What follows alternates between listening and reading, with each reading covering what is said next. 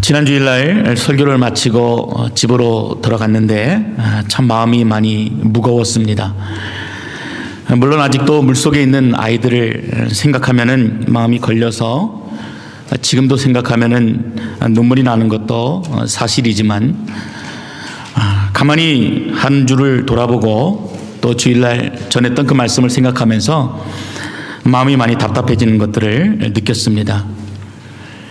말씀을 마치고 돌아오는 길에 저는 스스로에게 좀 질문해 보았습니다. 과연 나는 십자가의 증인인가? 과연 내가 부활의 증인인가? 내가 성도들로 하여금 그렇게 살라고 설교했는데 그러면 나는 어떠한가? 나는 그렇게 살고 있는가? 이런 질문들을 제 자신에게 스스로 던져보았습니다. 가슴이 먹먹해졌습니다. 물론 한순간도 주님의 십자가를 나를 위한 십자가가 아니다라고 부인한 적도 없고 또 스스로 제 입으로 내가 예수의 증인이라는 사실을 부인해 본 적도 없습니다. 그렇지만 네 삶이 진실로 그러하냐? 너가 정말 참된 증인이냐라고 물으신다면은 저는 아무 대답도 못할 것입니다. 벌써 3달이 지나간 것 같습니다. 이곳 에드몬튼에 도착해서 순식간에 3개월이라는 시간이 지나갔습니다. 물론 지난 3달 동안 주님이 제게 주신 마음들을 여러분과 함께 나눌 수 있어서 저는 참 누구보다도 행복한 목회자다 하는 마음을 늘 가지고 감사하고 있습니다. 말씀이 주고자 하시는 그 메시지를 어떠한 사심도 없이 온전하게 나누고 선포할 수 있다는 것으로도 참 저는 행복하고 복된 자다라고 늘 생각해 오고 있습니다. 부족한 사람이 말씀을 전해도 한 말씀이라도 놓치지 않으려고 집중하시는 모습도 보고 어떤 말씀은 또 그 말씀을 받아 적으려고 노력하시는 모습도 보고 또 진지하게 예배가 마친 후에 삶에서 느끼는 여러 가지 갈등들을 제게 물어오실 때면은 제가 한편으로는 마음이 너무 기쁘면서도 그렇지 더 긴장해야지 더 신중해야지 하면서 저를 추스렸던 것도 사실입니다. 그러면서 제 스스로 제가 평가를 했습니다. 아, 그래. 내가 잘은 못하지만 그래도 바른 방향으로 가고 있는 것 같구나 하고 스스로 자찬하기도 했습니다. 물론 목회의 평가를 한 가지 관점으로 바라본다는 것도 무리가 있습니다만 오랫동안 늘 기도하고 제가 간구했던 것처럼 목회자는 강단에서 성도들을 두려워하는 것이 아니라 하나님을 두려워하는 마음으로 그 주신 말씀을 온전히 선포하고 그리고 성도들은 그 말씀을 하나님이 주시는 말씀으로 받고 깨우쳐 아멘으로 화답하는 그러한 은혜가 우리 교회 가운데 있었기 때문에 제가 더 마음을 놓았는지도 모르겠습니다. 간간히 들려주시는 칭찬과 격려에 제 마음이 더 놓였는지도 모르겠습니다. 어떤 분들은 제 손을 잡고 힘드시겠다고 얘기도 해주시고 수고해 주신다고 얘기도 해주시고 노력형이다라고 얘기도 해주시면서 참으로 부끄럽지만 이런저런 부족한 모습들을 예쁘게 봐주시고 또 격려해 주시는 말씀 그냥 그렇게 열심히만 하면 되는 줄 알았습니다. 그런데 지난 주일날 잠자리에 드는데 제 자신에게 스스로 이 질문을 던졌을 때 과연 너가 그 말씀대로 진지하게 살고 있느냐? 너가 정말 증인으로서의 삶을 살고 있느냐? 그렇게 물었을 때 저는 아무 대답도 하지 못했던 것입니다. 밴쿠버에서 이곳으로 올 때 선배 목사님들이 저에게 해주신 말씀들이 있습니다. 살살해라. 천천히 해라. 한 번에 다 쏟아붓지 말아라. 미천 금방 바닥나니까 조금씩 그렇게 풀어라 하고 저에게 이야기를 해주셨습니다. 가정도 생각하고 건강도 생각하고 또 목회를 장기적으로 보아야 되니까 천천히 하라는 격려의 말씀이지요. 물론 그 말씀이 어떤 의미인지 제가 압니다. 하지만 막상 이곳에 오니까 여러분들도 아시는 것처럼 상황이 그렇지가 않았습니다. 목마른 자들이 보이는데, 죽어서 신음하는 자들이 보이는데, 성도들의 마음이 나뉘어져서 찢겨져서 고통 가운데 울고 있는 모습들이 보이는데, 선배님들이 말씀하신 것처럼 쉬엄쉬엄 가지고 있는 보따리들을 천천히 꺼내가면서 목회할 수가 없었습니다. 그래서 지난 3개월 동안 이 초짜 담임 목사로 인해서 여러분들이나 저나 숨가쁘게 달려왔다는 것들을 저는 너무나 잘 알고 있습니다. 잘 따라오셨습니다. 물론 얼굴도 많이 밝아지셨어요. 여기저기 달라졌다는 이야기들도 듣게 됩니다. 그러나 오늘 설교의 제목처럼 정말 우리가 자기를 부인하고 자기 십자가를 지고 나를 따라오느냐, 예수님이 우리에게 물어보신다면은 여기 서 있는 저를 비롯해서 우리 모두는 선뜻 예라고 대답할 수가 없을 것입니다. 오늘 이 본문을 묵상하면서 저는 많이 가슴에 찔렸습니다. 가슴을 치면서 말씀을 준비했습니다. 오늘 새벽에도 눈을 떠서 다시 한번 그 말씀을 보면서 얼마나 내가 부끄러운 사람인지, 이렇게 부끄러운데도 하나님이 세워주시는 게 얼마나 감사한지 다시 한번 주님 앞에 엎드렸습니다. 오늘 본문 21절이 여러분 이렇게 시작합니다. 이때에, 이때로부터 라는 단어로 시작합니다. 평상시 같았으면 제가 이러한 단어들은 그냥 쉽게 넘겨버렸을 것입니다. 십자가나 부활 같은 단어들도 아니고 뭐 그렇게 중요한 의미를 가진 단어도 아닌데, 말씀을 준비하면서 이 처음에 시작되어지는 이때라는 단어가 제 머릿속에 박히는 것입니다. 그리고 궁금증을 가지게 되었지요. 이때가 과연 언제인가? 지금 이야기하고 있는 이때가 무엇을 이야기하고 있는 것인가 하는 것이었습니다. 길게 본다면은 예수님께서 지금 십자가의 고난과 부활에 대해서 예고하시기 이전에 행하셨던 그 모든 일들을 통틀어서 우리가 이때라고 얘기할 수 있습니다. 그냥 그렇게 제자들에게 산상수훈의 말씀을 주시고 병자들을 고치시고 바다를 잔잔케 하시고 중풍병자와 맹인을 고치시고 12제자를 부르시고 천국 복음에 대해서 말씀해 주시고 오병이어의 기적을 보이신 바로 그때, 그 이후에로 우리가 이해할 수 있습니다. 근데 그렇게 이해되어지지가 않는 거예요. 지난 3개월 동안 마태복음의 말씀을 새벽마다 묵상하면서 주님이 제게 주신 마음들이 있기 때문에 그렇게 읽혀지지가 않았던 것입니다. 우리가 찬찬히 본문을 살펴본다면은 여러분, 이러한 중요한 사건들 뒤에는 동일한 사건이 반드시 뒤따라 나옵니다. 그것은 제자들이, 그리고 저와 여러분이 깨닫지 못하더라 하는 것입니다. 예수님이 이적을 보여주셨는데, 그러면은 그 이적을 봤으면은 깨달아 행해야 되는데 여전히 깨닫지 못하더라. 죽은 자를 살렸는데 여전히 깨닫지 못하더라. 천국 복음을 가르쳐 주시는데 여전히 깨닫지 못하더라. 깨닫지 못해서 졸고 있더라. 그게 저와 여러분의 모습이었던 것입니다. 예수님을 열심히 따라다녔어요. 열심히 교회 다녔습니다. 봉사도 열심히 했어요. 그래서 예수님을 잘 안다라고 우리가 말은 하지만 결국엔 우리 스스로가 예수 그리스도의 마음을, 그 뜻을 깨닫지 못하였다. 그래서 오늘 본문이 바로 그때다라고 이야기를 시작하고 있는 것입니다. 열심히는 따라다녔지만 하나님의 마음을 깨닫지 못하는 바로 지금, 열심히 우리가 섬긴다고 하지만 그 마음을 깨닫지 못하여 주님과 함께 아파하지 못하고 주님과 함께 눈물을 흘리지 못하는 바로 그때에 주님께서 우리에게 말씀하시는 것입니다.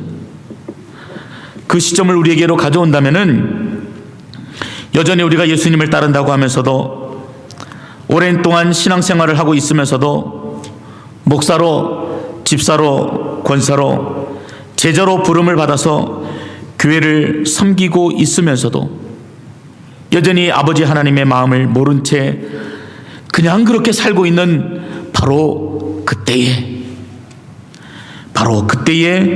주님이 주신 말씀이 오늘 본문의 이야기입니다. 마태복음 20장 17절 이하에 보면은 예수님께서 여전히 깨닫지 못하는 제자들에게 무려 3번째 본인의 십자가의 죽으심과 부활에 대해서 말씀하시는 장면이 나옵니다. 20장 20절에서도 동일하게 이렇게 시작합니다. 그때에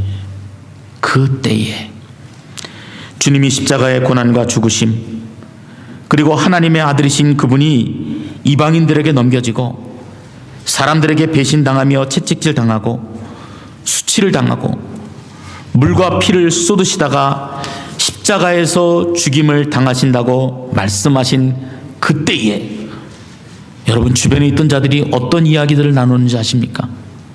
20절과 21절에 이렇게 이야기합니다. 그때에 세베대의 아들의 어머니가 그 아들들을 데리고 예수께 와서 절하며 무엇을 구하니? 예수께서 이르시되 무엇을 원하느냐? 이르되 나는 이 2 아들을 주의 나라에서 하나는 주의 우편에 하나는 주의 좌편에 앉게 명하소서. 말이 안 되는 일이죠. 주님이 죽음을 얘기하시는데 여전히 우리는 우리 자신의 안위를 돌아봅니다. 내가 평안하기를 원하고 나의 기도 제목이 이루어지기를 원하고 내가 생각하고 바라는 것들이 말씀을 통해서 확인되어지기를 원하고 이 본문을 마가복음 10장과 비교해 보면은요, 야고보와 요한의 어머니가 예수님께 질문을 한 내용입니다. 본인들이 직접 했는지 아니면은 어머님이 이 일을 대신해서 물어봤는지 사실 그것들이 중요한 것은 아니에요. 무엇을 얘기하려고 합니까? 그때가 언제였느냐? 그때는 자신의 안위를 위해서 예수님의 죽으심과 부활은 안중에도 없었던 바로 그때, 바로 저와 여러분이 서 있었다는 것을 아는 것이 중요합니다. 저는 한국에 있는 동안에 오랫동안 고옥하는 목사님 곁에서 사역을 했었습니다. 한 8년 정도 그분을 옆에서 지켜봤죠. 물론 직접적으로 그분하고 대화를 많이 나눈 것은 아닙니다만 이제 사역을 시작하는 이 젊은 전도사에게 있어서 참 많은 도전과 격려를 받았던 시간들이었습니다. 옥하는 목사님께서 사역하실 때 늘 우리에게 이 광인론이라는 것을 들려주셨습니다. 하나님의 부름을 받은 사람들은 그 직업 혹은 직분에 관계없이 어느 곳에든지 그것이 목회든 제자 훈련이건 일상의 삶이건 상관없이 부르신 그 사명을 완수하기 위해서 미친 듯이 살아야 한다는 것이 광인론입니다. 실제로 옥 목사님은요, 수많은 성도들을 목회하기 위해서 사역했던 것이 아니라 옆에서 지켜보면은 한 사람 한 사람, 한 영혼 한 영혼, 어떻게 하면은 저 강남에 걸어다니고 있는 저 청년들에게 복음을 전하여서 주님을 알게 할까 늘 관심을 가지시고 돌아보셨던 분이셨습니다. 그래서 늘 교육자들에게도 한 사람에게 집중하라. 그 한 사람을 위해서 미친 듯이 사역해라. 마치 내일이 없는 것처럼 오늘 최선을 다해라. 오늘 사역을 마치고 쓰러질 정도로 최선을 다해라. 예수님처럼 살다가 예수님처럼 죽어라 하는 말씀을 늘 들려주셨습니다. 제가 그분으로부터 배운 것은요, 목회를 잘할 수 있는 방법을 배운 게 아니었어요. 목회의 본질에 대해서 몸소 깨닫게 해 주셨습니다. 목회자가 단지 월급 받고 일하는 샐러리맨이 아니라 언제 교회에서 쫓겨날지 몰라서 성도들 비율을 맞추는 말씀으로 연명하는 것이 목회가 아니라 그 자체가 목숨을 걸어야 하는 엄숙한 사명이라는 것을 그분이 깨닫게 해주셨습니다.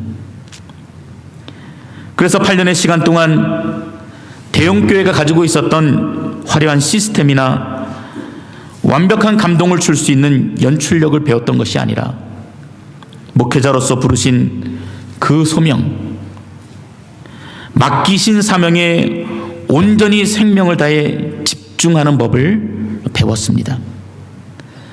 단지 교회의 인원을 늘리고 건물을 세우고 사람들을 기쁘게 하는 교회가 아니라 어린아이로부터 노인에 이르기까지 교회의 모든 구성원들이 각자의 부르심을 따라 어떻게 생명을 다해야 되는지, 예수님의 가르침과 그 마음을 깨달아서 어떻게 순종해야 하는지, 어떤 교회가 참된 교회가 되는지를 배웠습니다. 그래서 지난 주일날 자리에 누워서 또 생각하고 또 생각해 보았습니다. 다시 스스로에게 진지하게 물어보고 돌아보았습니다. 저의 삶을 돌아보고 우리 교회를 돌아보고 주변에 돌아가고 있는 모든 상황들을 돌아보았습니다.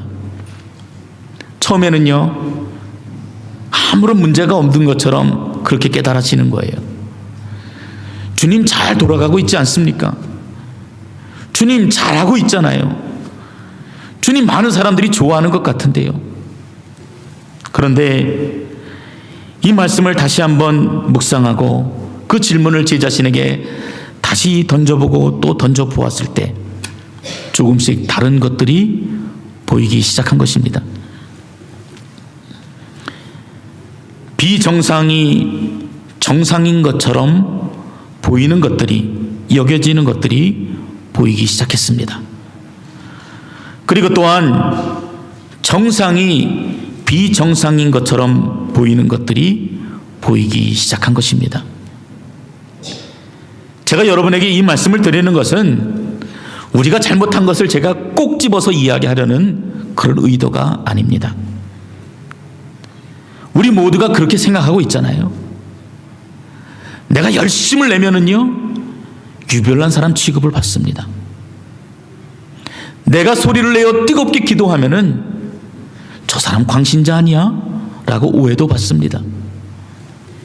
열심히 전도하고 또 찾아가서 사람들을 방문하고 만나고 그러면은요, 오히려 유별나서 문전박대를 받는 것이 현실입니다. 복을 이야기하고 위로의 메시지를 전하면은 좋은 목회자처럼 인정을 받고, 십자가와 부활 그리고 마지막 때 딱딱한 이야기를 하게 되면은 그 목회자는 인정을 못 받습니다. 자신이 듣고 싶은 이야기가, 자신이 위로받고 싶은 그 이야기가 강단에서 나와야지 아멘 아멘 하지. 그리고 예배를 마쳤을 때 은혜 받았다라고 이야기하지. 과연 하나님이 내게 무슨 메시지를 들려주시기를 원하시는지, 하나님이 과연 나에게 무엇이라고 말씀하시는지를 듣기를 거부합니다. 그것이 그냥 일상인 것처럼 굳어져 버렸어요. 아무런 문제가 없는 것처럼 우리 모두가 생각하고 있습니다. 하나님의 이야기를 들으려고 하지도 않는데, 아버지가 말씀하시는데도 그 마음을 깨달아 행하지 아니한데, 우리는 아무 문제가 없는 것처럼, 잘 돌아가는 것처럼 그렇게 우리가 착각하고 있습니다. 마치 최후의 만찬의 그 자리에서 주님이 마지막 때를 말씀하시는데도 내가 오른쪽에 앉아야 된다, 내가 왼쪽에 앉아야 된다 싸웠던 제자들처럼 우리는 아버지 하나님의 마음을 너무도 모릅니다. 그때였던 것이에요. 오늘 본문의 시작이 바로 그때였던 것입니다. 아버지의 마음을 깨닫지 못하고 자신들의 생각에 사로잡혀서 들으려고 하지 않던 바로 그때, 온갖 종교적인 모습으로 자신이 가리워져서 스스로 거룩하다 자만하고 있을 바로 그때, 때로는 맡고 있는 직분과 맡고 있는 봉사로 인해서 자신의 영적인 자만이 덮여져 있는 바로 그때, 그물을 버리고 예수를 쫓았으나 온통 자신의 평안과 안녕에만 몰두하고 그 부르심을 들으려 하지 않는 바로 그때 그분이 말씀하신 거예요. 이때로부터 예수 그리스도께서 자기가 예루살렘에 올라가 장로들과 대제사장들과 서기관들에게 많은 고난을 받고 죽임을 당하고 제3일에 살아나야 할 것을 제자들에게 비로소 나타내신 것입니다. 예수님께서 사역하시는 동안 병든 자를 고치고 굶주린 자를 먹이시고 많은 표적과 기사를 행하심으로 많은 사람들이 예수님께 몰려왔습니다. 당대 최고의 인기를 누리셨습니다. 따라다니던 제자들도 보여지는 결과로 인해서 마음을 다 놓은 것이에요. 아, 잘하고 있구나. 우리도 잘하고 있구나. 아무 문제 없구나. 너무나 마음이 흥분되어 있던 바로 그때 이제 예루살렘에 올라가서 내가 죽을 것이다. 많은 고난을 당하고 죽임을 당하고 제3일에 다시 살아나게 될 것이다. 한마디로 우리가 생각하고 있는 모든 영광을 버리고 십자가에 달려 죽을 것이다라는 너무나 무거운 이야기들을 들려주신 것입니다.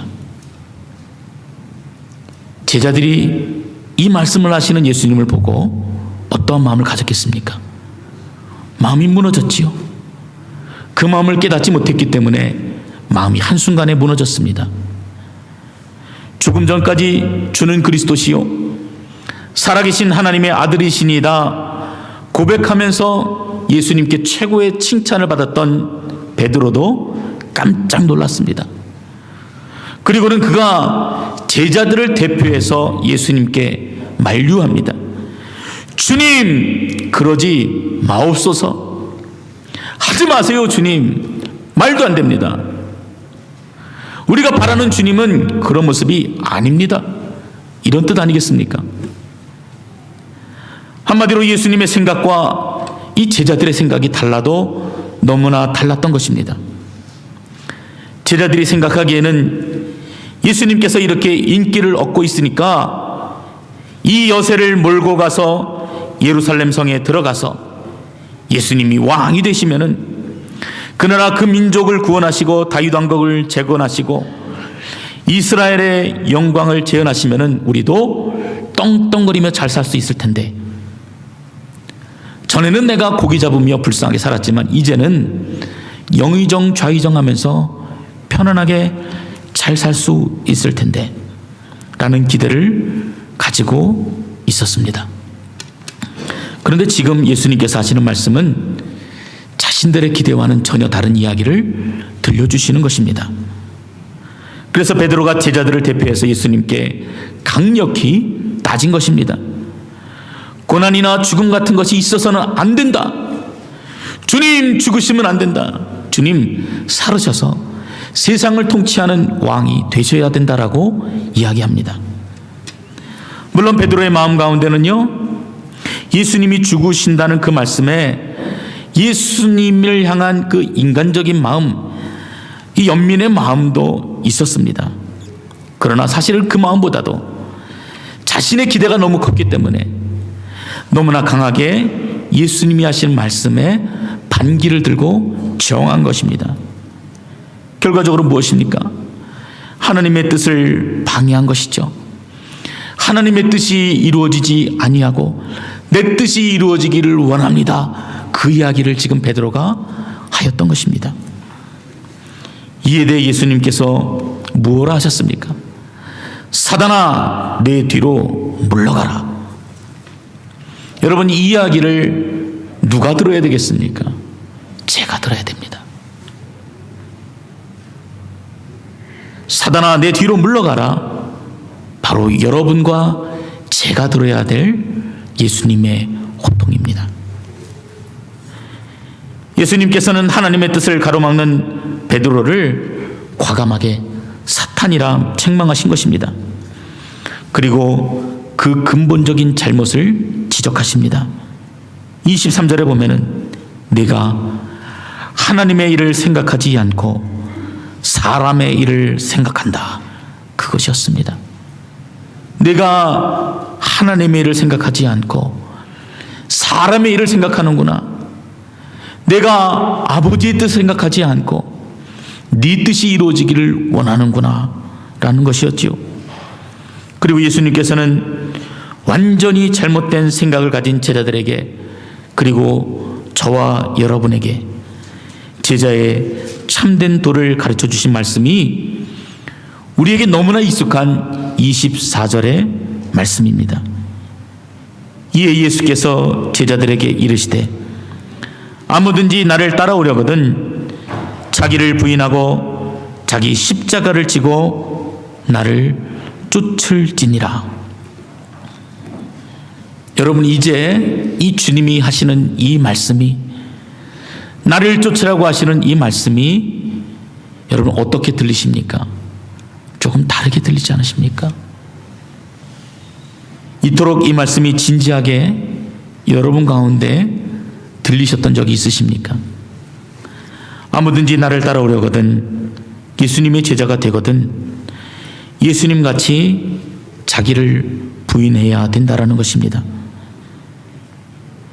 이처럼 나의 모든 모습을 부정하지 않고 내 뜻과 내 생각대로 예수님을 끌고 가려고 했던 자기를 부인하고 자기 중심적인 그 이기적인 그 모든 가치관들을 부인하고 나만 종교적으로 잘 살면 된다고 하는 그 바리새인적인 신앙을 모두 부인하고 주님과 함께 십자가를 지고 나를 따르라 말씀하시는 것입니다.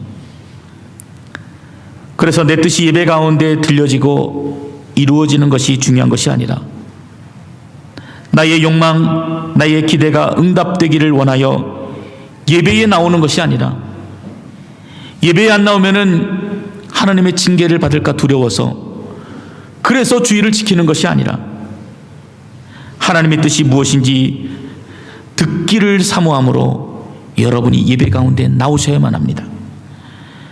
하나님이 내게 뭐라 말씀하시는가? 우리 가정을 향해서 주님이 말씀을 통해서 나에게 어떻게 깨우쳐 주시는가? 우리 교회를 향한 주님의 뜻이 무엇인지를 확인하고 듣기 위해서, 그리고 듣고 순종하고 따르기 위해서 우리가 이 자리에 모여야 하는 것입니다. 여러분, 이 말씀이 여전히 부담스러우십니까?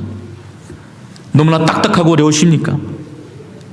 그러나 자신의 이러한 이중적인 삶의 태도를 깨닫는 사람에게는요, 이 말씀이 은혜로 다가오기 시작합니다. 여러분, 저는 이 말씀을 읽는데 눈물이 나더라고요. 주님이 주시는 아주 엄한 책망이고 나를 향한 부담스러운 말씀임에도 불구하고 너무나 감사한 거예요. 너무나 제 자신이 부족한데 이 나를 따르라고 하는 이 초청이 너무나 감격이 되어지는 것입니다. 예수님께서 이렇게 제자들의 삶은 자기를 부인하시는 것이라고 말씀하시면서 그것을 부연해서 설명하신 말씀이 25절과 26절의 말씀입니다. 누구든지 제 목숨을 구원코자 하면 잃을 것이요 누구든지 나를 위하여 제 목숨을 잃으면 찾으리라. 사람이 만일 온 천하를 얻고도 제 목숨을 잃으면 무엇이 유익하리요? 사람이 무엇을 주고 제 목숨을 바꾸겠느냐라고 설명하십니다. 다른 그 무엇보다도 생명이 중요한데 그 생명은 자기를 부인하고 자기를 버리게 될 때에 하나님께서 주신다는 말씀입니다. 그러므로 우리가 그 말씀에 순종하여서 나를 부인한다고 하는 것은 다른 말로 하면은 생명을 얻는 하나님의 은혜의 방편인 것입니다. 나를 버려서 생명을 얻는 거예요. 나를 버려서 주님이 주시는 평안을 누리는 것입니다. 나를 부인하고 철저하게 나의 이중적인 모습을 회개함으로 하나님의 은혜의 보좌 앞에 나아가는 것입니다. 아, 그렇구나. 이 말씀이 부담스러운 말씀이 아니구나. 이처럼 부끄러운 나를 살리시기 위한 그 살아계신 하나님의 거룩한 초청이구나. 이 말씀을 깨달은 것입니다. 자기를 부인한다는 것, 버린다는 것이 여러분 무슨 뜻이겠습니까? 우리가 산상수훈의 말씀을 통하여서 온유에 대해서 나눌 때 함께 나누었던 것처럼 나 자신을 완전히 버리고 하나님 앞에 온전히 다 맡겨드리는 것입니다. 그런 사람이 하나님과 바른 관계를 가지게 됩니다. 그런 사람이 하나님과 교제하고 동행하는 삶을 살게 됩니다. 그래서 그런 사람이 결국 하나님께 주시는 영원한 생명을 소유하게 되고 내게 있는 모든 종교적인 가식과 위선을 벗어버리고 내가 진실로 주와 함께 사는 것이구나 깨닫게 되어집니다. 그래서 다시 끊임없이 저는 저에게 물어본 것이에요. 하나님께서 저에게 모든 것을 버려두고 예수를 쫓으라 하실 때 하나님, 제가 그랬지 않습니까? 좋은 직장도 버렸고요. 하나님, 안락하게 사는 것도 버렸고요. 유학을 마치고 한국으로 돌아가서 평범하게 목회하는 것도 버렸고요. 결코 지금도 쉬운 길을 가고 있는 것은 아니다라고 생각했는데, 그런데 주님께서 또 저에게 물어보시는 것 같은 겁니다. 모든 것을 다 버렸냐? 다 버린 것 같습니다. 자기를 부인했냐? 결국 이 질문 앞에 저는 또 막혀버린 것입니다. 다 버리지 못했습니다. 아직도 제 안에 수많은 욕심들과 이기적이고 탐욕적인 계산들로 가득한 것들을 보게 되었습니다. 결국엔 버린다고 했지만 여전히 너무나 많은 것들을 붙들고 있었고, 자기를 부인한다고 고백했으나 여전히 제 안에는 내가 보고 싶은 것만 보고 싶고 내가 듣고 싶은 소리 듣는 것을 너무나 즐기고 있었고, 여전히 내 마음과 내 뜻대로 움직이는 것을 너무나 당연하고 편하게 생각하고 있었습니다. 울고 싶었습니다. 너무나 부끄러워서 고개를 들 수가 없었습니다.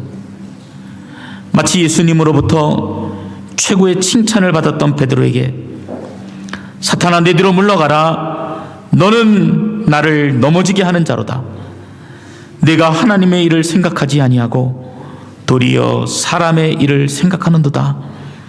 그렇게 말씀하시는 예수님의 진노가 바로 나를 향한 진노의 음성으로 들렸습니다. 근데 그렇게 낙마하고 있을 때 주님이 저에게 어떻게 하셨는지 아십니까?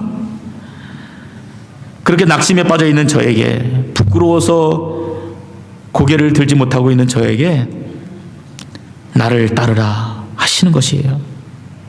아, 그렇구나. 마태복음을 통해서 끊임없이 주님이 말씀하시고 수많은 기적을 보여주시고 심지어는 진지하게 마지막 때에 대해서 얘기해 주셨을 때에도 자신의 살해사욕에 눈이 어두워서 예수님께 등을 돌리고 저주하고 도망쳐 고향으로 돌아가 그물을 만지고 있는 모습이 바로 나구나. 이 땅의 그리스도인들이구나. 아, 그렇구나. 겉으로 볼 때는 아무 문제 없는 것처럼 보이는데, 잘 돌아가는 것처럼 보이는데 우리 안에 감추어진 것이 얼마나 많은가.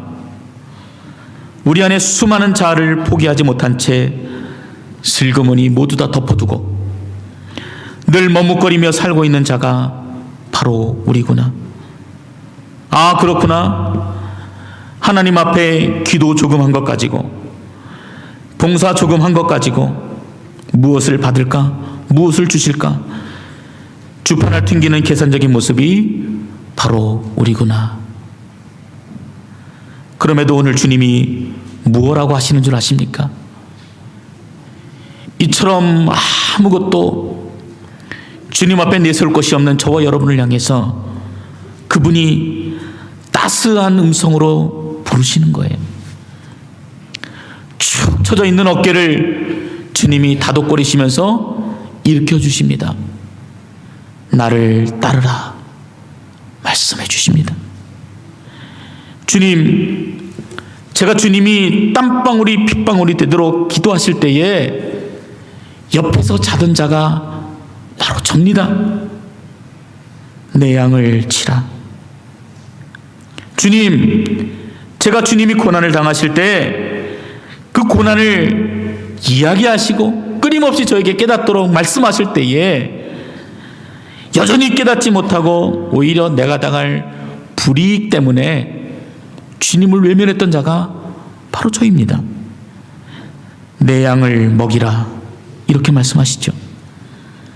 아니 주님, 제가 말입니다, 모든 사람이 주님을 버리고 떠나갈지라도 나는 주님을 절대 버리지 않겠습니다 라고 고백했지만 결국은 로마 군병들이 총칼을 들고 뛰어왔을 때 누구보다도 먼저 도망갔고 예수님을 저주하고 강력하게 부인했던 게 바로 저입니다. 내 양을 치라. 주님의 부활을 믿지 못해서 고향으로 도망갔고 부활하신 예수님을 배웠고도 믿지 못하여서 끝까지 의심하였던 자, 지금도 의심하고 있는 자가 바로 저입니다. 근데 주님이 그러한 저에게 이렇게 말씀하시는 거예요. 하늘과 땅의 모든 권세를 그런 너에게 주었으니 그러므로 너는 가서 모든 민족으로 제자를 삼아 아버지와 아들과 성령의 이름으로 침례를 주고 내가 너에게 분부한 모든 것을 가르쳐 지키게 하라. 감당할 수 없는 그 용서와 은혜 앞에 저는 아무 말도 할 수가 없었습니다. 그리고 주님이 이렇게 말씀하세요. 내가 세상 끝날까지 너희와 항상 함께 있으리라.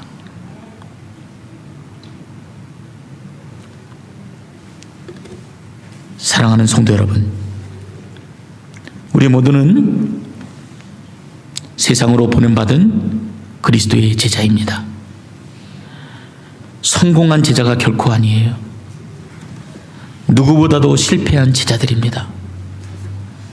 너무나 부끄럽고 돌아보면 온통 죄뿐인 연약한 말뿐인 제자들입니다. 여러분 자신을 철저하게 부인하는 삶을 사시기를 바랍니다. 주님보다 높아져 있는 모든 마음과 생각들을 내려놓는 것이에요. 아니다라고 부정하고 덮어둘 일이 아니라 자꾸 끄집어내서 내가 하나님 앞에 얼마나 부족한 자인지를 깨달아서 말씀에 비추어서 나를 보아서 더욱더 겸손히 주님 앞에 나아가야 할 제자들인 것입니다. 하나님이 우리가 준비가 되어 있어서 쓰시는 것이 아니에요. 우리가 쓸만하기 때문에 쓰시는 것이 아닙니다. 우리 교회가 자체 건물을 가지고 있다라고 해서 하나님이 그래서 쓰시는 것 아니에요. 많은 사람들이 모였기 때문에 하나님이 쓰시는 게 아니다라는 말입니다. 무엇입니까? 아버지의 마음을 아는 자, 그 마음을 깨달아 아는 자, 그 마음이 주님과 합하여 있는 자들을 주님이 사용하십니다. 여러분의 모든 생각을 내려놓으시고 우리 높아져 있는 모든 생각들을 내려놓고 우리가 자랑했던 것들, 우리가 이루었다라고 생각했던 모든 것들을 내려놓고 겸손히 그분의 은혜 앞에 우리가 귀를 기울이고 또 그 음성을 듣는 대로 행하는 저 여러분 되시기를 주 이름으로 축원드립니다. 우리 찬양 하나 우리 같이 할 텐데요. 가사가 이런 내용입니다. 하나님, 눈길 머무는 곳 그곳에 내 눈이 머물고, 하나님 손길 닿으신 곳 그곳에 내 손 닿으리. 하나님 마음 두신 그곳에 내 마음도 두고, 하나님 계획하신 그곳에 내 삶 드리리. 나 경배합니다 주님, 주님만 닮게 하소서. 나 예배합니다 주님, 주님만 쫓게 하소서. 우리 고백으로 우리 하나님 앞에 드리도록 하겠습니다.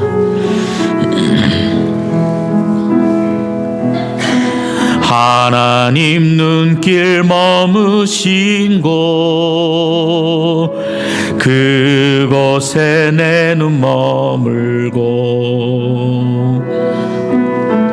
하나님 손길 닿으신 곳 그곳에 내 손 닿으리. 하나님 마음 두신 그곳, 하나님 마음 두신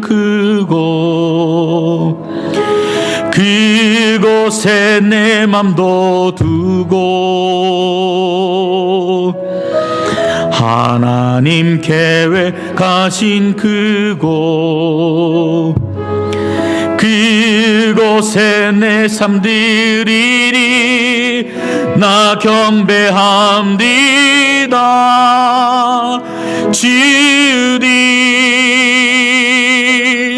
주님만 닮게 하소서. 나 예배합니다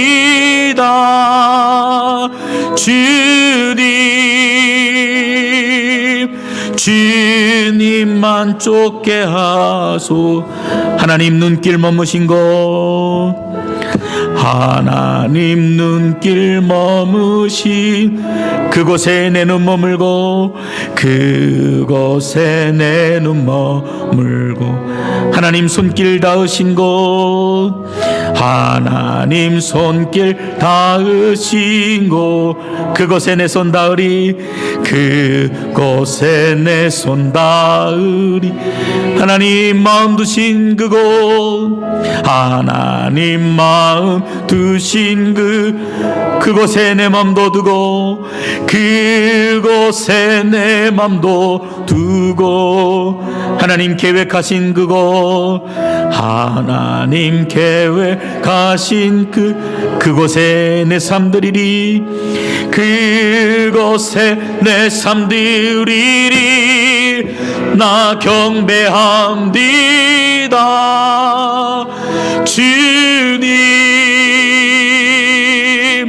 주님만 닮게 하소서. 나 예배합니다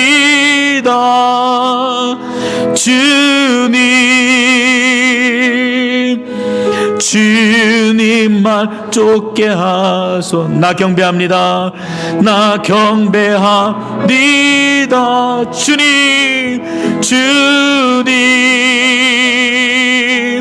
주님만 닮게 하소서. 나 예배합니다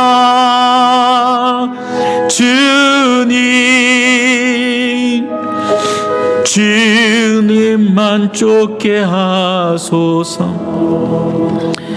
이 시간 우리 같이 조용하게 좀 같이 한번 기도하겠습니다. 하나님, 우리를 통해서 은혜 주시기를 원하시는데, 하나님 말씀을 통해서 우리에게 분명 깨닫게 하시는 바가 있습니다. 우리의 굳어진 마음을 열으셔서 주님이 듣게 하셨습니다. 하나님 앞에 전심으로 나아가십시오. 이것처럼 부끄럽고 연약함에도 하나님이 붙들어 주시고 나를 따르라 말씀하시는 그 음성을 들으시기를 바랍니다. 내 양을 치라 먹이라 말씀하시는 그 음성을 들으시기를 바랍니다. 나와 함께 가자, 영원히 함께 거하자 말씀하시는 그 음성을 듣기를 원합니다. 우리 같이 우리 주님 앞에 간구하겠습니다. 아버지 하나님, 우리가 하나님 앞에 너무나 부끄러운 자입니다. 아무것도 내세울 수 없는 자입니다. 하나님, 우리가 주님 앞에 너무나 부끄럽게 연약한 자이오나 하나님, 우리를 버리지 아니하시고 하나님 우리를 불러서 나를 따르라 말씀하신 그 주님 앞에 감사와 찬양과 영광을 올려드립니다. 우리가 연약하여 넘어져 쓰러져 있음에도 불구하고 하나님 우리를 일으켜주심으로 말미암아 나의 양을 치라 나의 양을 먹이라 말씀하신 그 주님 앞에 감사와 찬양을 드립니다. 하나님, 너무나 이기적이고 나만 아는 아버지 하는 종교적인 모습만 남아있는 우리들을 하나님 붙드시고 인도하사 하나님 영원히 함께 거하시겠다 말씀하신 그 주님 앞에 감사와 찬양을 드립니다. 하나님, 그 은혜 앞에 순종하게 하시고 금성 듣게 하시고 결단할 수 있도록 은혜 베푸셔서 하나님 전심으로 예배하게 하여 주시옵소서. 전심으로 주님 앞에 구하고 간구하며 헌신할 수 있도록 인도하여 주시옵소서. 주님을 따르고 순종하는 자들을 인도하여 주시옵소서. 주님의 빛되심 앞에 나의 모든 죄가 드러났사오니 하나님, 그 주님만 붙들고 사는 인생 되게 하여 주시옵소서. 하나님, 도와주시옵소서. 하나님, 참 우리가 연약한 자입니다.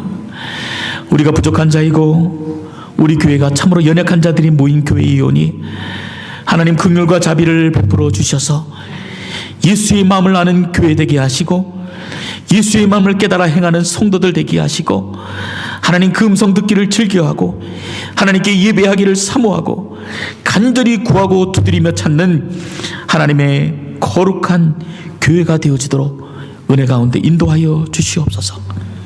이제는 우리를 구원하여 주신 그리고 나를 위해 십자가에 달려 죽으신 우리 주 예수 그리스도의 은혜와 그 아들을 우리에게 보내주신 형언할 수 없는 하나님 아버지의 그 놀라우신 사랑과 지금도 깨달아 결단케 하시는 성령님의 감화와 감동, 위로 충만하심이 오늘 다시 한번 우리 스스로를 돌아보고 아무것도 내세울 것 없음에도 불구하고 나를 따르라, 자기를 부인하고 자기 십자가를 지고 나를 쫓으라 말씀하시는 그 음성을 듣고 감격과 기쁨 가운데 순종하여 하나님께 나가기로 다짐하는 주의 권속들 머리머리 위에, 가정과 속한 자녀들을 위해, 또 교회 위에 이제로부터 영원토록 함께 하시기를 간절히 축원하옵나이다. 아멘.